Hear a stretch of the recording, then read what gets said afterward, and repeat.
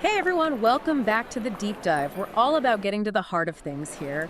And I know a lot of you are eager to take your English to that next level, really grasp those tricky bits that make all the difference. So that's what we're going to do today. Yeah, we're diving deep into the world of advanced English vocabulary and grammar. The kind of stuff native speakers use all the time without even thinking. But it can be a real head scratcher if it's not your first language. We're talking collocations, Phrasal verbs. idioms, those quirky expressions. And gerunds, verbs masquerading as nouns. Sounds tricky. It can be, but it doesn't have to be. We've been poring over this really insightful masterclass. It's packed with great stuff. And our mission today is to break it all down for you. Pull out those golden nuggets. Practical examples. Memorable takeaways that'll stick with you so you can not just understand these things. But actually start using them confidently in your own English. Because, let's be honest, fluency isn't just about grammar rules. It's about using the language naturally and expressively. Exactly. And that's where these elements come in. They're the secret sauce to sounding more like a native speaker. So, ready to unlock those secrets? Let's get started. All right, first up, collocations. These are words that go together, like peanut butter and jelly. Fish and chips. They just sound right together. And the funny thing is, even if you swap one word for another that seems logical, it can throw native speakers off. Yeah, it's like wearing mismatched socks. You might technically be covered, but something's just a little off. The masterclass gave this great example talking about decisions. In English, you make a decision. Right, you wouldn't take a decision or do a decision, even though those might translate perfectly from other languages. Exactly, and it's not just about the verb itself. You need the right tense too. You made the decision yesterday, not make the decision yesterday. And sometimes there's a kind of logic to it. Like, make implies creating something, which fits with the idea of forming a decision. But often, you just have to learn which words go together. There aren't hard and fast rules. Another classic example is take a break. Again, other verbs might seem possible, but that's the one that sticks.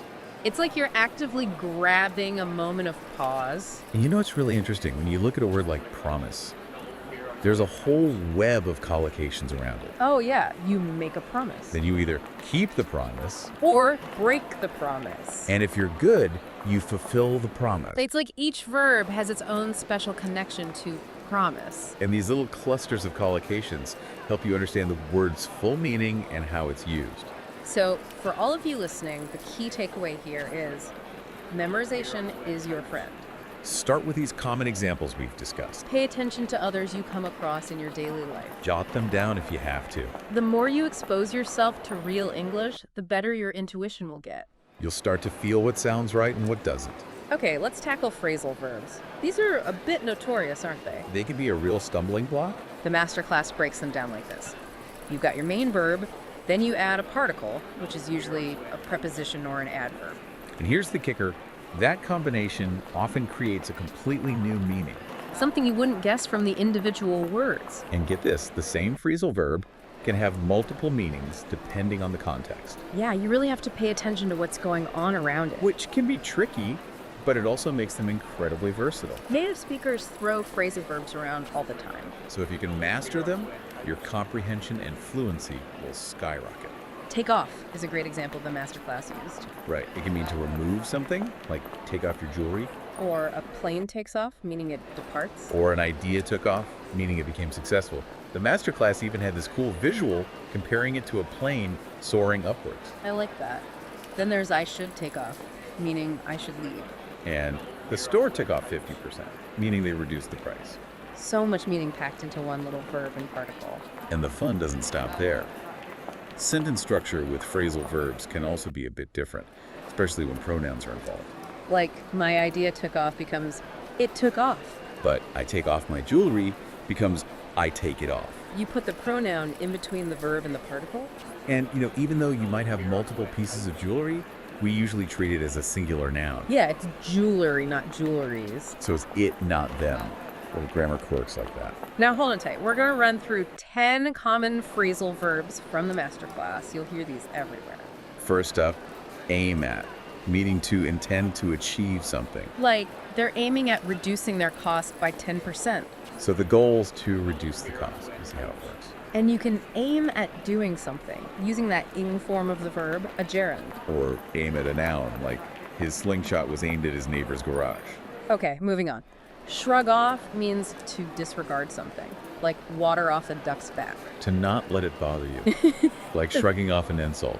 It actually connects to that physical action of shrugging your shoulders. Like, whatever. Next, we have egg on, which means to encourage someone to do something.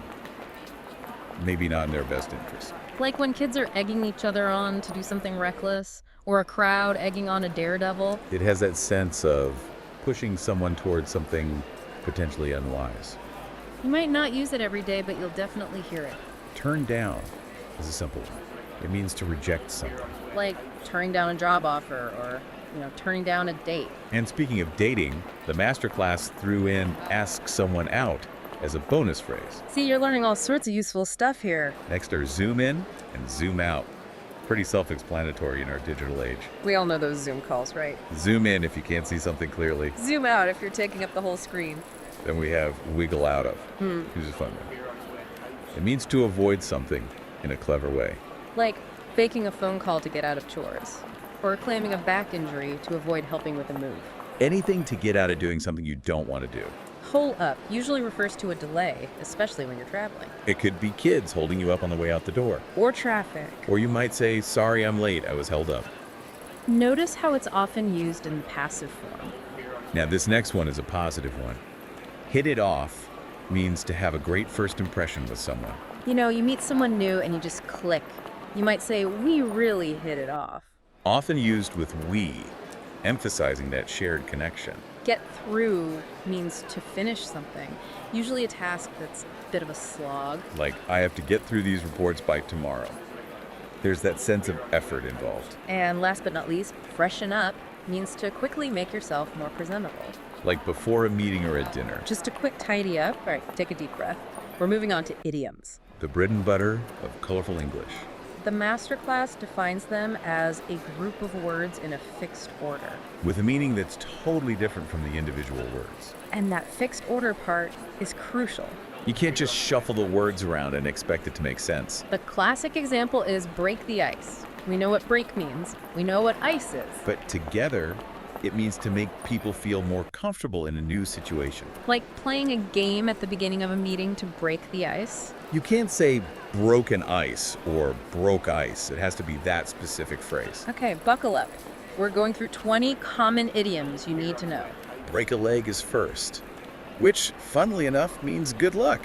Yeah, you wouldn't actually want someone to break their leg. It's usually said to performers before a show. But also before an exam, a presentation, even a job interview. Then there's spill the beans, meaning to reveal a secret. Like, don't spill the beans about the surprise party. Hit the hay or hit the sack means to go to bed. Pretty straightforward. Bite the bullet is to face a difficult situation bravely. Like, I had to bite the bullet and admit my mistake. Hit the jackpot needs to have a huge success. Like winning a lottery. Or landing that dream job. Catch someone's eye means to attract their attention. Like, your presentation really caught the boss's eye. Hit the nail on the head means to be exactly right about something. To describe a situation perfectly. Burn bridges means to damage a relationship beyond repair. Something you definitely want to avoid, especially in professional settings. Jump on the bandwagon means to follow a trend. Like everyone suddenly making YouTube shorts. Be in the same boat means to be in the same difficult situation. Like we're all stressed about deadlines, we're all on the same boat. Spick and span means perfectly clean and tidy. Like a freshly cleaned house. Cost an arm and a leg, or cost a pretty penny, both mean very expensive. They have so many ways to say things are expensive. And on the flip side, dirt cheap means incredibly cheap. Like finding a designer handbag for next to nothing, but maybe it's a knockoff. A fake, a copy. Hit the road means to start a journey or simply leave. Let's hit the road, it's getting late. Break a sweat means to put in physical effort. Or to not break a sweat, meaning something was easy. Context is key. Be under the weather means to feel a bit sick. And finally, call it a day, or call it a night, means to stop working. time to wrap things up. So you see, idioms are everywhere in English. They add that extra layer of color and expressiveness. But they can be tricky to learn because they don't always make literal sense. The key is to pay attention to them, try to figure out their meaning from context, and maybe even start using them yourself. Okay, last but not least, gerunds. This is where verbs get a little sneaky. The masterclass explains that a gerund is a verb ending in ing. But here's the twist.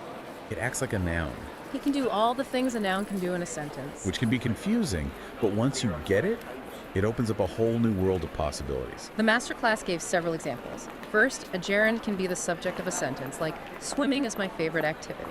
Just like you could say, pizza's my favorite food. Swimming is the thing the sentence is about. It's taking on the role of a noun.